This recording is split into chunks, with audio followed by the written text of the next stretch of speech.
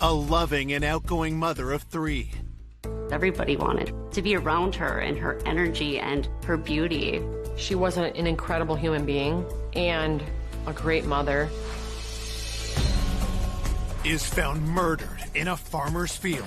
There was numerous blunt force trauma injuries. Cuts, lacerations, bruising throughout her body. This poor woman was brutally attacked and murdered. As detectives hunt the killer, they unearth dark secrets. All the information kept leading us to think that he was trying to find a way out of this relationship. He would throw stuff, break stuff. He was really controlling. He was really manipulative. They had an argument, something happened, it went too far. Then, new revelations turn the case on its head. In the video, there is a male party following her into the darkness. I had absolutely nothing to do with. What did you have nothing to do with? And points to a predator no one saw coming. It was definitely a very big twist. When the news came out, he made me sick when I saw him. He looked like a monster.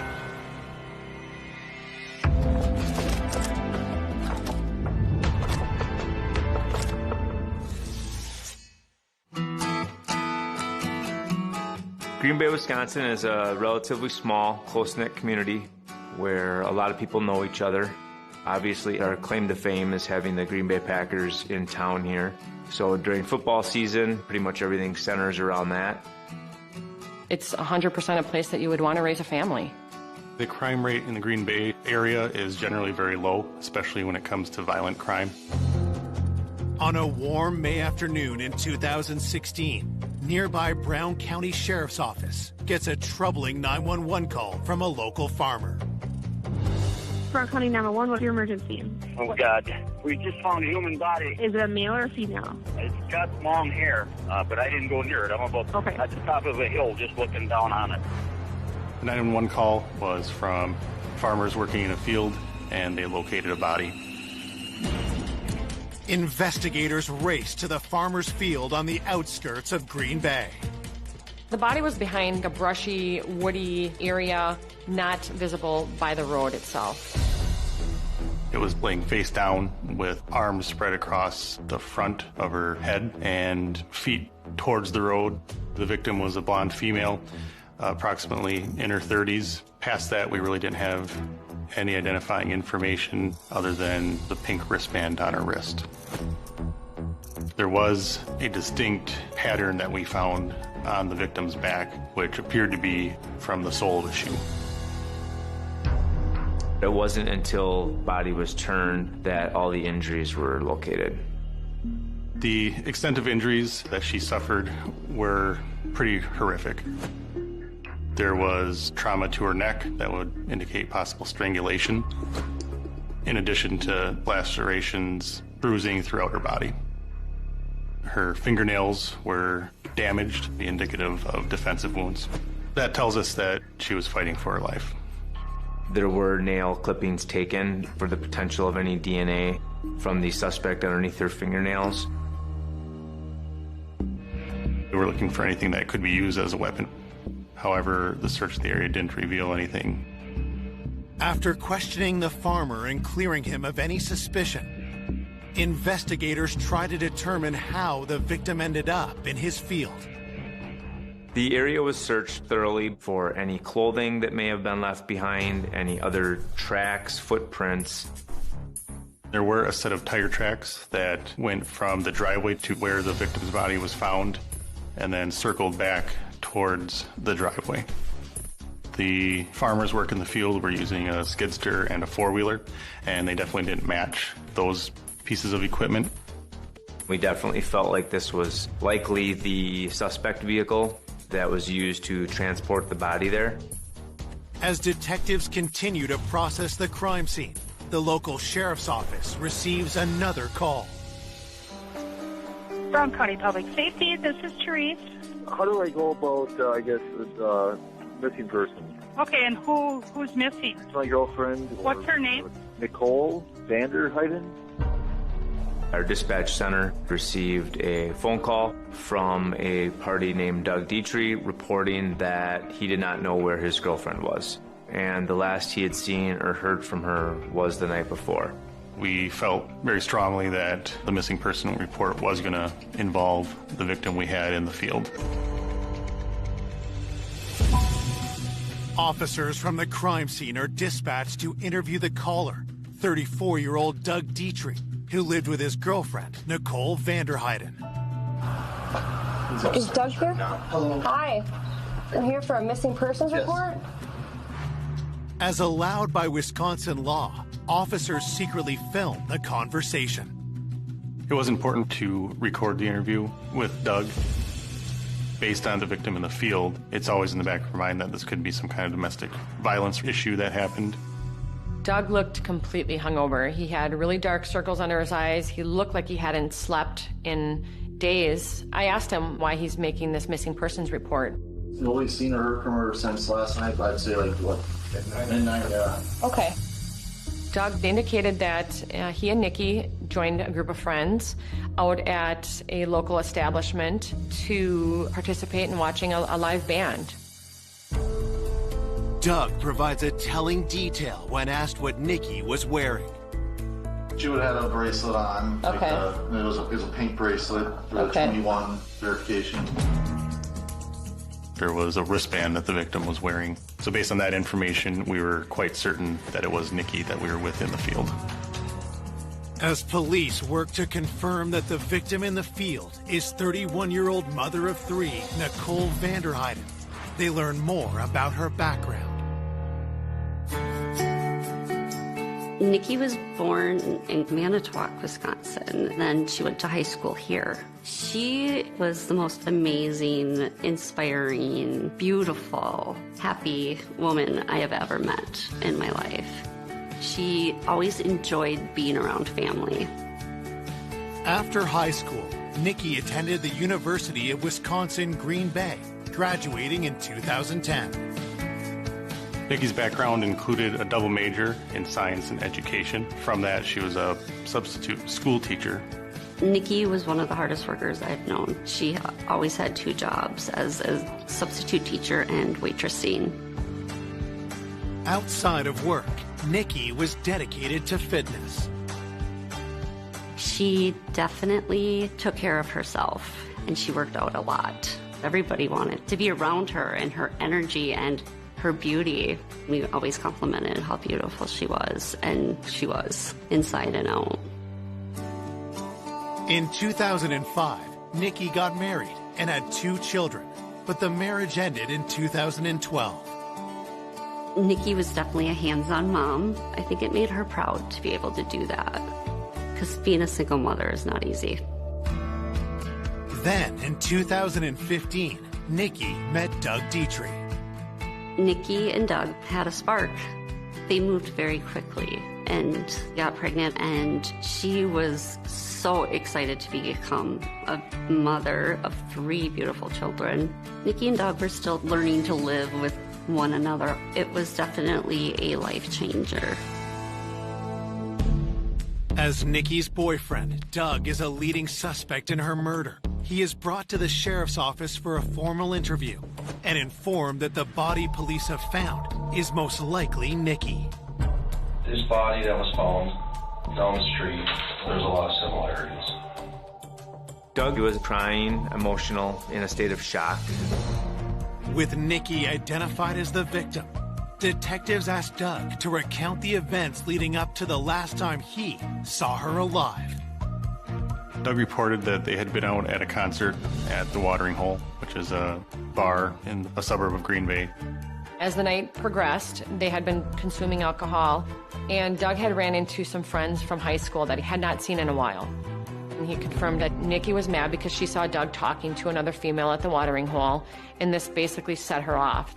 From there, they got separated. He stayed at the Watering Hole with his friend Greg, and Nikki went with their friend group to the Sardine Can, which is downtown Green Bay. Doug had last actually seen Nikki around 11:30 when she departed from the Watering Hole to the Sardine Can. At some point, Nikki did get a hold of Doug on the phone. What did she say? Who are you talking to? She was, I said, drunk and irrational, not making any sense. Detectives ask if they can search Doug's phone for any texts he'd exchanged with Nikki. Nikki was definitely angry texting Doug. She made mention of what bitch are you talking to? She was accusing him of cheating, telling him that he was abusive. It was actually a really big red flag for me. Had Doug and Nikki's argument escalated into violence later that night? It started to kind of click with everybody that they had an argument, something happened, it went too far, and Doug may be involved. Coming up, detectives learn more about the night of the murder. When we look at the video footage, you can see a male follower out of the gate. We are trying to figure out what exactly happened a short distance away out of camera view. She's not wanting to have anything to do with him and starts turning into an argument and becomes a little bit physical. And uncover surprising new suspects. I'm going to tell you that your timeline seems so abundantly rehearsed. The time, to be honest with us, is right now. Before a stunning twist throws the case into turmoil. The true killer came completely out of left field. The Google dashboard data showed him at every single crime scene that we had. I was very concerned who this could be. Who did this to our beloved Nikki?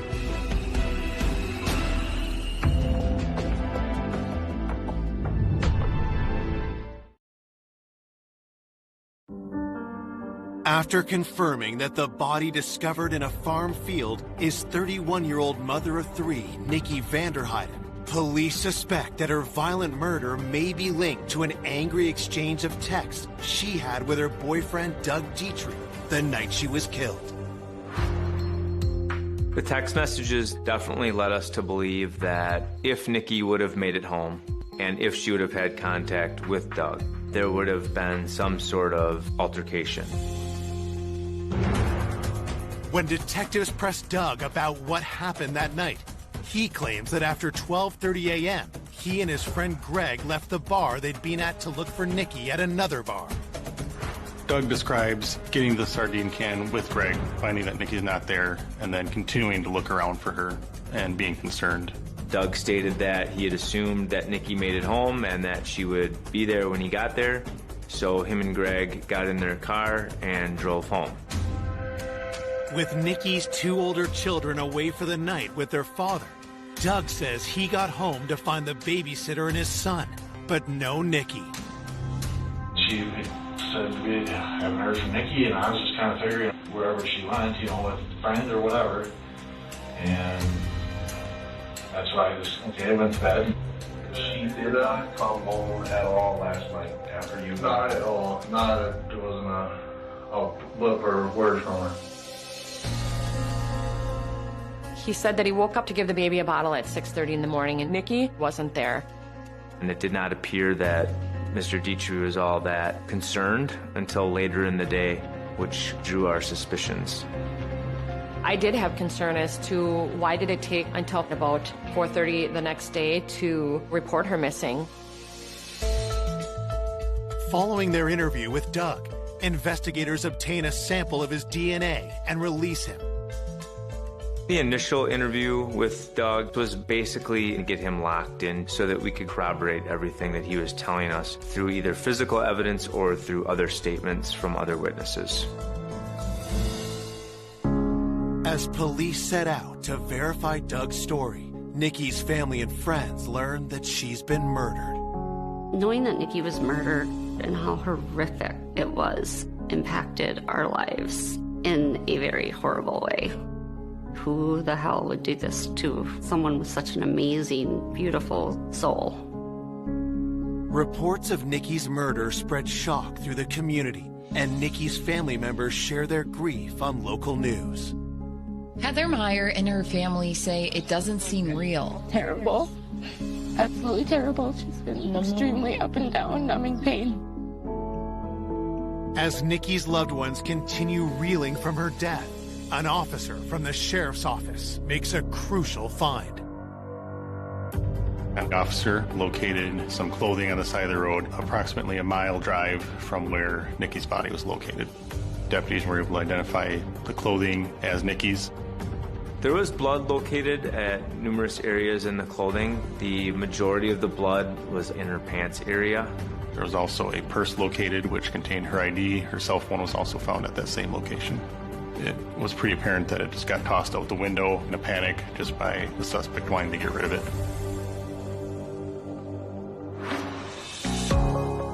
As they submit Nikki's items to the lab for testing, detectives receive her autopsy report. The primary injuries were the strangulation and trauma to the head. They had discovered over 240 injuries to Nikki's body, including 30 to her head and face area. The last few minutes of Nikki's life would have been very painful. There were injuries to her genitalia, which could be indicative of a sexual assault. The medical examiners did do a sexual assault exam, which included swabbing for evidence. The lab started finding a partial male profile, but they didn't have enough information to get an identification of it. The crime lab advised us that we would need to continue to submit samples that the suspect would have touched. We're only allowed to send in so many exhibits at a time, as the crime lab is very busy. We have hundreds of swabbings of Nikki's clothing, so I started off with areas where you would more likely see some touch DNA.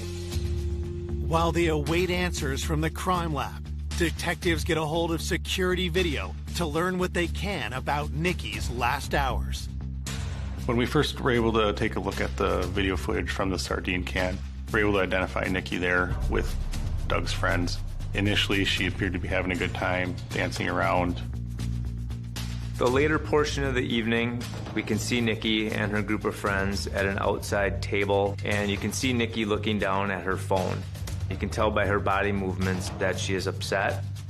And eventually, she gets up and storms off through an entrance that they're sitting nearby. What detectives see next catches their attention. After Nikki leaves, you can see a male follow her out of the gate. Police ask themselves, who was this man? And was he involved in Nikki's murder? We knew that his information was going to be vital. That was the last time Nikki was seen before she was killed. We wanted to know everything that he saw and heard because he's the last known person that we knew that saw her alive.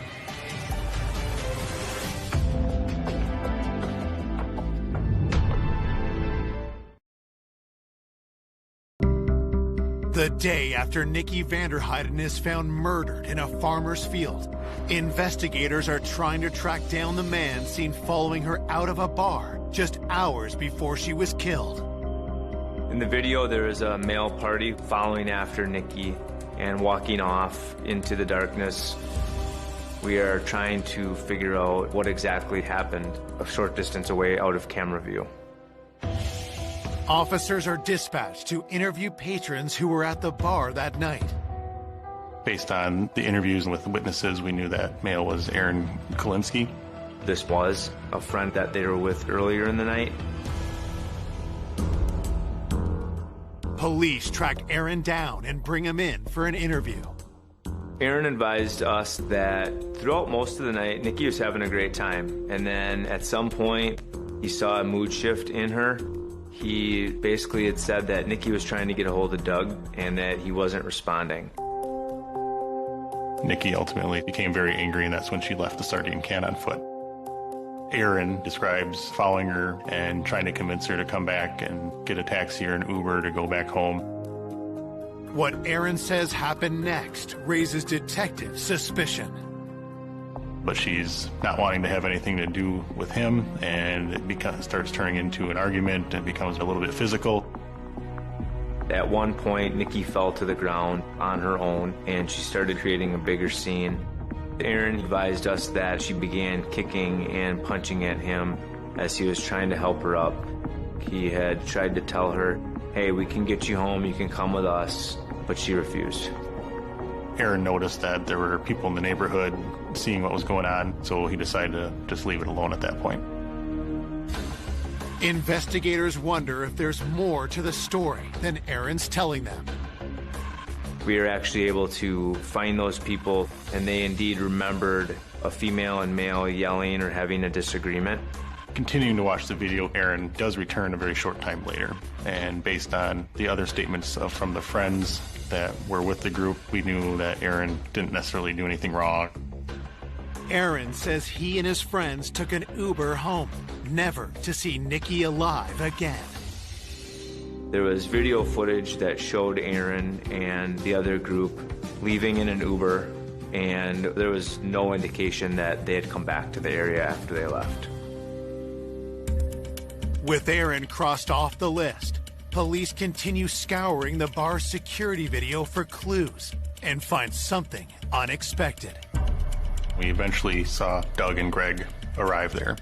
Doug told us they're looking all over for Nikki, but the video is showing that he and Greg go to the bar and just start hanging out. It definitely isn't consistent with the sense of concern that he was initially talking about. According to the surveillance video, Doug and Greg stayed at that sardine can until about 2:15 in the morning. And the fact that Doug said that they did all this looking while at the sardine can told us that he's not being entirely truthful with his efforts to locate her. Detectives wonder if Doug had misled them about his concern for Nikki.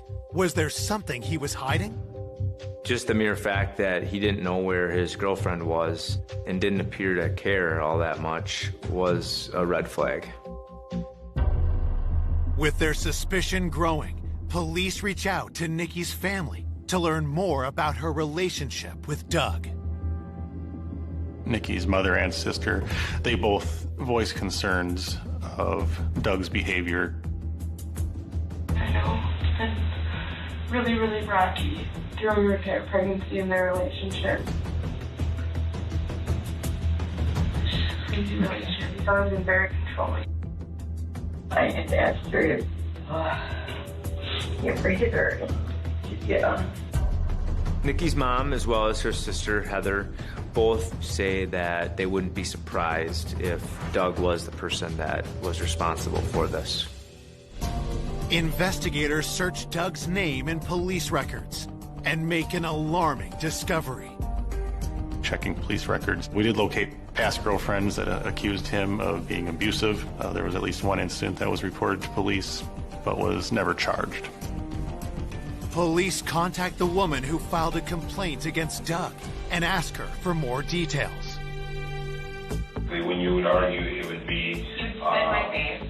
Okay. He would, throw stuff, break stuff. He was really controlling. He was really manipulative. So when we saw that, that was obviously very concerning to us. He tackled me and broke my ankle. Despite learning that Doug's ex-girlfriend had a prior assault conviction and that Doug had never been formally charged for domestic violence, investigators remain suspicious. At this point, we had the information that showed there could be the pattern of this abusive, aggressive behavior. And we know that Doug and Nicole had a volatile relationship, which would lead us to believe that there would be some sort of confrontation that night. Police obtain a warrant to search Doug and Nicole's home.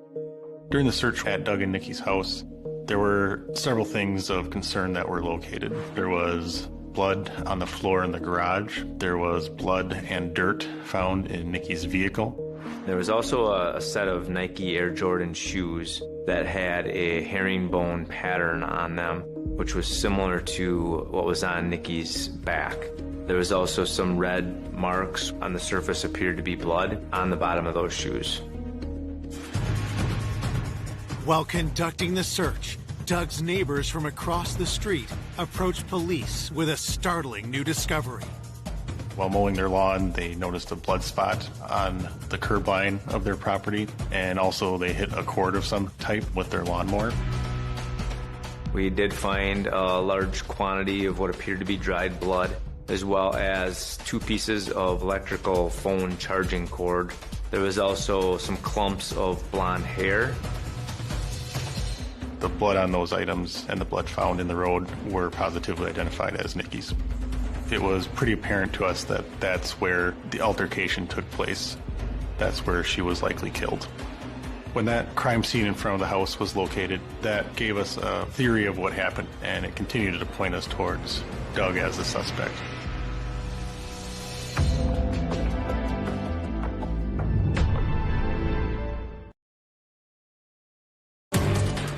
After determining that Nikki Vanderheiden was likely murdered on the street in front of the home she shared with Doug Dietrich, investigators are weighing a growing body of evidence against Doug.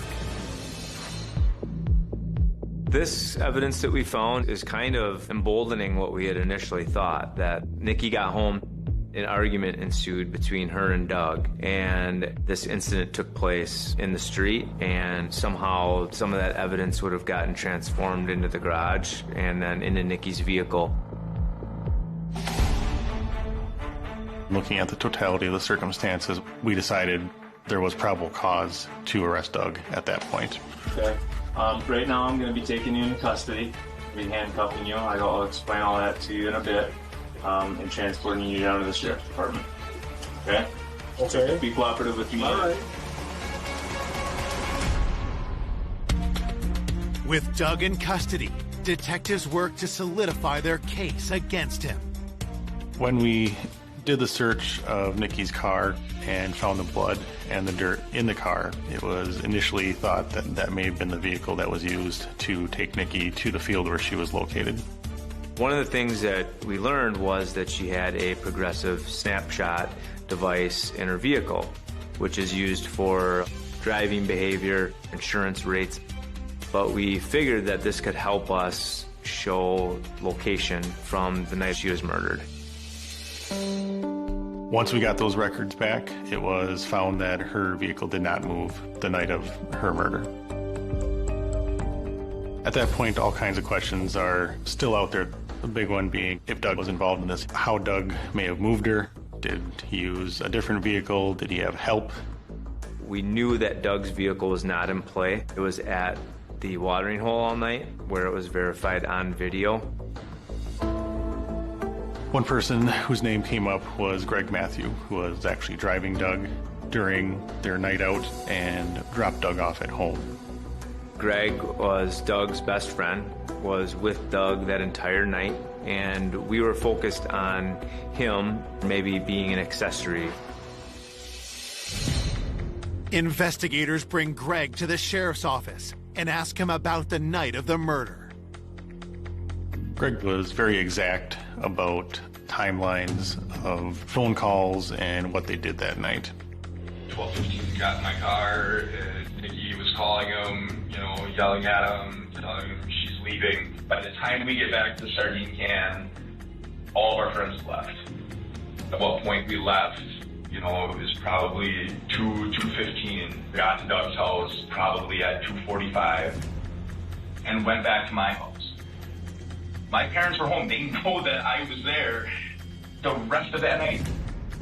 Greg's timeline was very consistent with Doug's, which was suspicious in nature that you usually aren't going to have your times down that path. I'm going to tell you that your timeline seems so abundantly rehearsed, so that the time to be honest with us is right now. We pressed Greg very hard, hoping that we would find some sort of inconsistencies in his story or get him to crack and finally turn on Doug. Honestly, I had absolutely nothing to do with what? What did you have nothing to do with? Anything to do with what did you have nothing to do with? So I would like to leave. After becoming upset with some questions, he did leave while investigators were still sitting at the interview table talking to him. Investigators asked Greg's parents to confirm his alibi of coming straight home from Doug's shortly after 2:45 a.m. Greg's parents told us they were only going off of what he told them. They didn't physically see him or have any firsthand knowledge. While detectives keep Greg on the board as a potential accomplice to Doug, they receive DNA test results from the crime scene. There was little to no sign of Doug's DNA anywhere on Nicole's body or clothing. Doug's DNA profile is not matching up with an unknown male DNA profile that we're finding on those items. Test results on other evidence bring even more disappointing news for investigators. It turns out The blood on the floor of the garage was likely from a turkey that Doug had killed while hunting. The blood in Nikki's car was from one of her other children, and it was not Nikki's. What we thought was blood on the bottom of the shoe tested inconclusive for blood. So all those things that we thought we believed to be Nikki's blood turned out not to be. We also got location data from Doug and Greg's cell phones that corroborated their account of where they were that night, down to the times they left the bar, the route they took home, then when they got back to Doug's house, and from there. With no concrete evidence linking Doug to Nikki's murder, authorities release him from jail. Doug's DNA isn't really showing up where we thought it was going to be, and there's still this unknown male profile that really threw a curve at us. Police believe that Nikki was murdered in front of her own home. But if Doug hadn't killed her, who had? I was very concerned who this could be, who this monster could have been that did this to our beloved Nikki.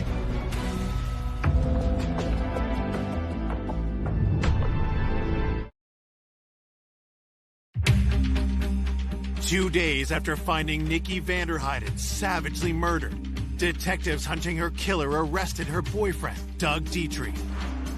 But when DNA evidence exonerates Doug, detectives turn their focus to one urgent question. The biggest question we had to answer outside of who did this was, how did she get home? We spent countless hours watching video surveillance of every single known business between Nikki's residence and the sardine can. We had investigators watching highway camera footage, bridge camera footage to see if we could catch either her walking or crossing the river to get to that side of town. We were running out of leads. It was frustrating at times. Still hoping for a DNA match to the killer, investigators continue sending the crime lab samples of Nikki's clothing found at the side of the road. We picked 10 items at a time for testing. We were looking for any items that we believe might contain more of this unknown male's DNA, hoping for a full profile.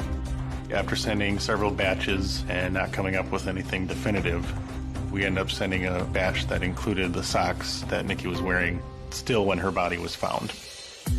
The crime lab were able to get enough of a profile off of that sock to be able to enter it into the CODIS system. The suspect somehow got some touch DNA on those socks. Entered into the National DNA Database, the profile returns a hit that takes investigators by surprise. The DNA hit that we received was that of George Stephen Birch, who was from the state of Virginia. As far as we knew, he had no relation to anybody that was with Nikki that night or Nikki herself. All the information we had was leading us towards Doug. So once we got that DNA information, it was very surprising.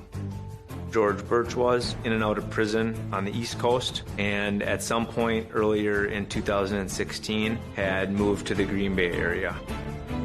So we start digging through the Green Bay Police Department records, see what we can find out about him. George Stephen Birch was contacted by the Green Bay Police Department a few weeks after the homicide for a hit-and-run car accident. The vehicle was a Chevy S10 Blazer that was found a short distance away from where Mr. Birch was staying. At the time, he was questioned about it and claimed that the vehicle must have been stolen. Suspicious about the nature and timing of the supposed theft, investigators see if his Chevy Blazer could have been used to dump Nikki's body. We ended up comparing the specs of a Chevy Blazer and the width of the tire tracks that we found in the field, and we found it to be a very near match. Digging deeper, detectives find even more evidence connecting George to Nikki's last known movements. We knew that he hung out at a bar that was down in that same general area of the sardine can. We were able to identify Birch's Google account and track the location of the cell phone that Google account is associated with. The Google dashboard data showed us road map of Mr. Birch's whereabouts that night, and he was found at every single crime scene that we had, including the farm field, Nicole and Doug's residence, the roadway where Nicole's property was found, and then back at his residence. When we got that information, we knew we had our guy at that point. Police track down George Birch and bring him into the sheriff's office. When we had our contact with Mr. Birch, it was obvious that this wasn't his first contact with law enforcement. He's very cool, very calm. The reason you're here is in reference to a homicide investigation into Nicole Vanderheiden. Okay? So, is this something that you want to talk to me about? Sir? What's that? For a lawyer. Okay. Birch didn't provide any details or provide his version of events of anything. We still didn't necessarily have the details on how they met, why they were together. But with DNA and other evidence firmly implicating him, police charged George Birch with Nikki's murder. When the suspect was arrested, it was a result of actual physical evidence, and I felt so much relief that the family would never have doubt as to who did this to Nikki. When the news came out about who did this, he made me sick when I saw him. He looked like a monster. On February 19th, 2018, George Birch goes on trial for the murder of Nikki Vanderheiden. But when he finally takes the stand, what he says leaves the courtroom stunned. At trial, Mr. Birch's explanation for what happened was he met Nikki at the bar. They were getting along, flirting, having a good time, and he ended up bringing her back to her house where she resides with Mr. Dietrich. George said they were having sex in front of Nikki's house in his vehicle, and at some point someone comes out, hits him over the head with a pistol, and knocks him unconscious. The next thing that I remember was literally waking up on the ground outside the truck. He wakes up and finds Nikki already dead on the ground and someone holding him at gunpoint. At that point, did you know who that individual was? Never seen him before in my life. Do you know who that individual is now? Now I do. Who was it? It was that Dietrich.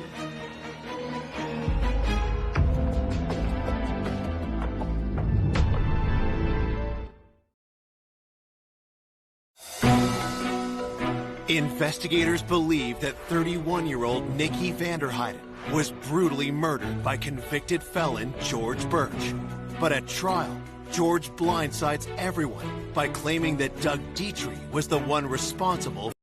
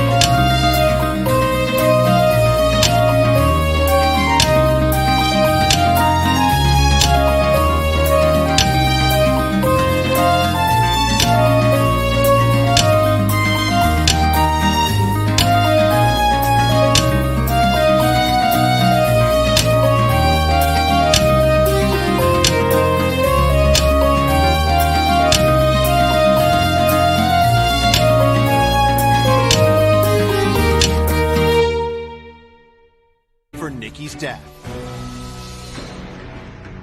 Mr. Birch in the courtroom was very arrogant, very pompous. His demeanor was that of, I'm innocent and Doug did this. Mr. Birch advised us that Doug ordered George to drive the body to the farm field. George said that Doug had ordered him to carry Nikki's body into the field and drop it. George then said that at one point he was able to get into a struggle with Doug, push him away, and get back into the car and take off. He didn't come up with that story until he had a chance to look at all the evidence that was being filed against him. George's wild allegation forces detectives to dig deeper to prove his guilt. Part of the obstacles in this was disproving that Doug did it and show his movements from that morning and that night. During the investigation, we learned that Nikki had given Doug a Fitbit device as a gift. So we realized that Doug was wearing that Fitbit device during all our contact with him. So we're able to review the information on the Fitbit device when he was home, going to sleep, and waking up again. Based upon all the Google dashboard data that we had from George, we knew at what time he and Nikki arrived back to Doug and Nicole's residence.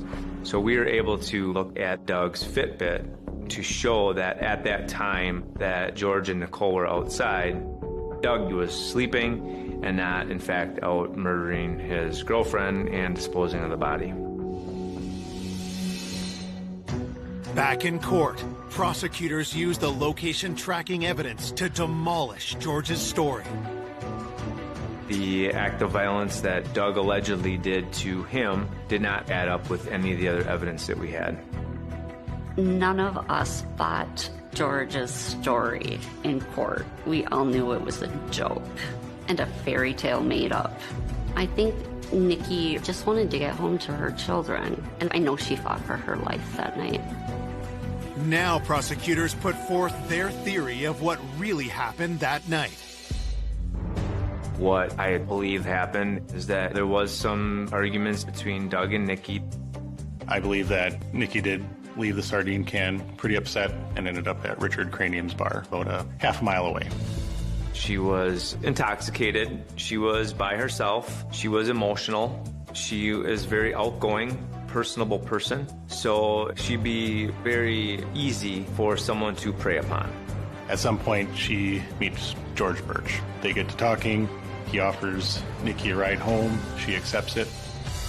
They end up in front of her house. I believe at that point, George thought he was going to get some action for taking a girl home and didn't expect her to start fighting. And that enraged Mr. Birch. It turns into a sexual assault. At some point, he strangles her with that phone cord that was found. She fell out of the vehicle. He continued to stomp on her back and her head, eventually killing her. And then loading her up in his vehicle, driving her to a field and disposing of her body, and then going home like nothing happened. This poor woman was absolutely brutally attacked and murdered in front of her own home where her baby lay sleeping, and the thought of what he did to her is beyond comprehension. After closing arguments, it didn't take very long at all for them to make a decision. The verdict reads as follows.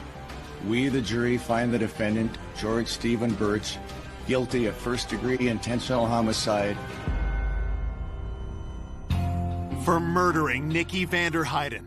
George Birch is sentenced to life in prison without parole. The true killer in this homicide came completely out of left field. I felt extreme relief for the family that someone was going to answer for this extremely heinous, horrific crime. He's going to prison for the rest of his life. That was music to our ears, but we still knew it wasn't going to bring our Nikki back. Nikki had 3 young children at home, one of which is a newborn. She had her entire life ahead of her and a lot of things to accomplish and a lot of friends and family that miss her. She was an incredible human being, a great mother, and she should be recognized as that. Despite the pain of Nikki's loss, her friends and loved ones are devoted to keeping her memory alive. My children and I, we celebrate her life every year on May 21st, and we talk about her, and we go to the cemetery. I love to remember Nikki dancing and smiling and laughing. I loved her laugh. It was so contagious. She was always smiling. I love to remember her that way.